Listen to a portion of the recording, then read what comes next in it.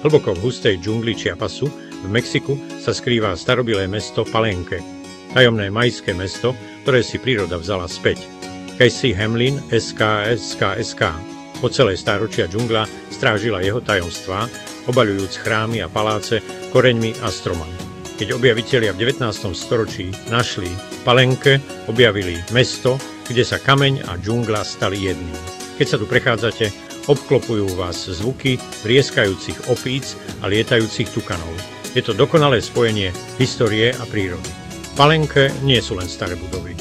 Je to živý dôkaz majskej civilizácie. Každý kameň rozpráva príbeh kráľov a bohov a pozýva vás, aby ste si ho vypočuli. Sivé pyramídy mesta sa týčia nad sviežou zelenou džunglou a ponúkajú nádherný pohľad, ktorý oživuje minulosť. Je to ako Národné múzeum, ale pod holým nebom a staré tisíce rokov. Keď objavujete ruiny, cítite prítomnosť ľudí, ktorí tu kedysi vládli a modlili sa. Ich odkaz je vrytý do každého detailu, ako staré vikingské ságy. Toto nie je len výlet do strateného mesta, ale cesta časom do civilizácie, kde kultúra a divočina žijú bok po boku. Nechajte sa Palenque očariť a nechajte kamene odhaliť ich skryté príbehy a tajomstvá. Je to ako trúhlica s pokladom, ale taká, do ktorej môžete vstúpiť. Tu sa dedičstvo majskej civilizácie a krása džungle navždy spájajú.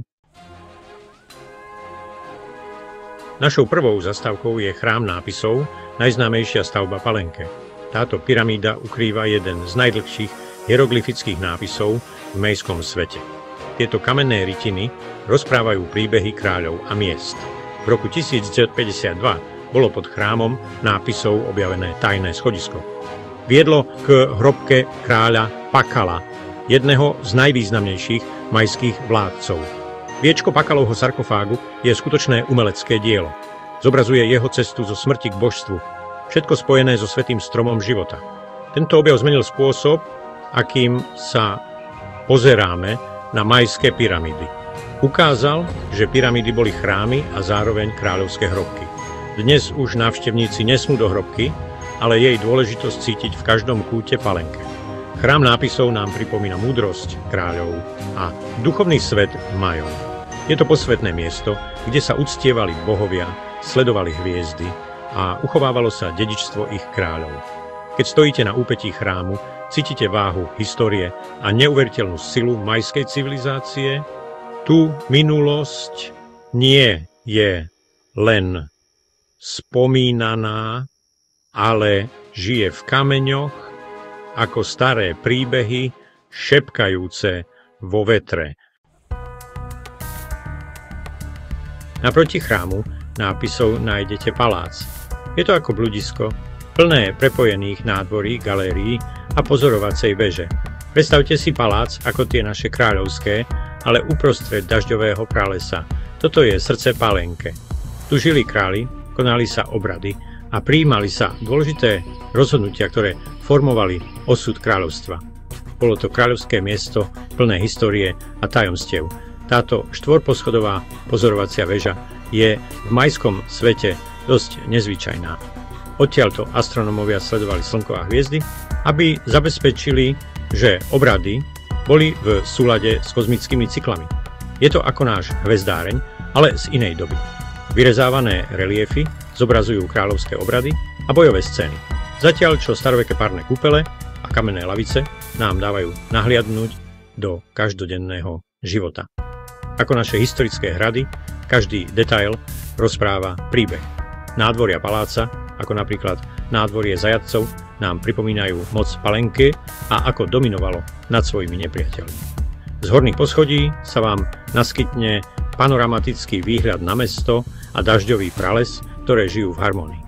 Je to dôkaz neuveriteľnej architektonickej zručnosti Majov. Je to ako nezabudnutelný pohľad na naše hory a lesy z výšky. Palác stojí ako tichý svedok sveta, plného moci, vedomosti a krásy. Na druhej strane rieky Otulum je skupina chrámov, ktorým hovoríme skupina kríža. Tieto 3 chrámy postavil kráľ Kiinich Kanbahlam II, syn kráľa Pakala, aby uctieval bohov a ukázal, že je právoplatným vládcom. Chrám kríža bol zasvetený bohu oblohy, Itzamnáovi, a ukazuje strom života a to, ako moc prechádzala z Pakala na jeho syna. Chrám slnka, ozdobený štítmi a kopijami, spája kráľovskú moc s vojnou a pohybom hviezd. Chrám listového kríža bol zasvetený bohu kukurice a jeho rezby ukazujú, aká dôležitá bola kukurica pre Majov. Spoločne tieto chrámy predstavujú majský vesmír, oblohu, podsvetie a zem. Je to politické posolstvo, náboženské vyhlásenie a umelecké diela, ktoré oslavujú nového kráľa a úžasnú moc Palenque. Tu kamene rozprávajú príbehy bohov a kráľov a tiež o cykloch, ktoré formovali mestský život. Návšteva Palenque je ako vstup do živého, dýchajúceho pralesa. Je to miesto, kde sa staroveké ruiny a džungľa spájajú. Počujeme vytie opíc z korún stromov a vidíme krásne modré motýle morfo, ako poletujú všade naokolo. Obrovské stromy ceiba, ktoré Majovia považovali za posvetné, majestátne, stoja nad chrámami a ich korene objímajú staroveké kamene ako silné objatie. Popínavé rastliny a paprade pomaly pokrývajú mesto, vytvárajú magický a neustále sa meniaci obraz, ako živá maľba. Farebné papagáje a tukany lietajú nad korunami stromov a plaché aguti hľadajú potravu na lesnej pôde blízko ruín. Prítomnosť džungle nám pripomína, že príroda si vždy nájde svoju cestu a neustále sa obnovuje. Je to cyklus, ktorý trvá už roky. Palenque nie je mŕtve mesto, ale miesto, kde sa minulosť a prítomnosť, kultúra a divočina spájajú ako v šťastnom manželstve. Tu, medzi dočasnými výtvormi človeka, stojí príroda tvárou v tvár nekonečnému cyklu džungle o večnom boji. Práve táto živá príroda robí z Palenque nezabudnutelný zážitok, ktorý nám zostane v pamäti dlho. Potom, čo si pozrieme Palenque, sú nedaleké vodopády Misolha a Agua Azul ideálnym miestom na oddych. Misolha je obrovský vodopád, ktorý padá do priezračnej modro-zelenej lagúny obklopenej hustou džunglou. Je to ako niečo z dávno strateného sveta, priamo z filmu Indiana Jones. Môžeme sa prejsť aj za vodopádom a vychutnať si nádherný hmlistý výhľad. Je to dobrodružstvo ako zo sna, ale deje sa to v skutočnom živote. Agua Azul je dýchberúca so svojimi tyrkysovými bazénmi a bielými vápencovými terasami. Je to skvelé miesto na kúpanie a relax a úžasný spôsob, ako sa schladiť v horúcom dni. Tieto vodopády nie sú len krásne.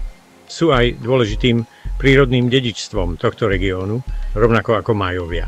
Tu sa môžeme zamyslieť nad spojením medzi starovekými civilizáciami a divočinou, ktorá ich formovala. Je to, ako by sa tisícročné civilizácie a hustá džungla spojili ako kúsky puzzle.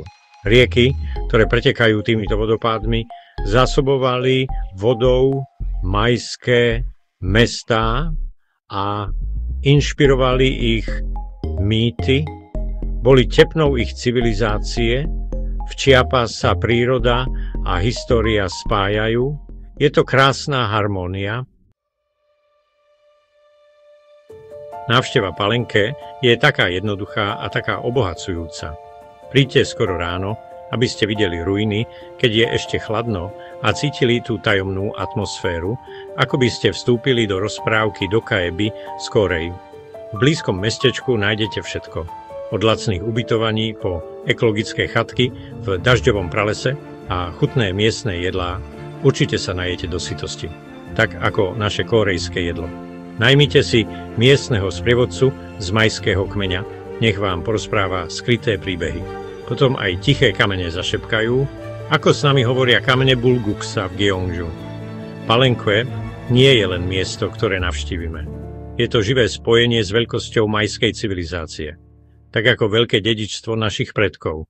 Tu žijú ľudské úspechy a príroda v úžasnej harmónii. Tak ako príroda našej krajiny, ktorú nazývame Geum Su Gangsan.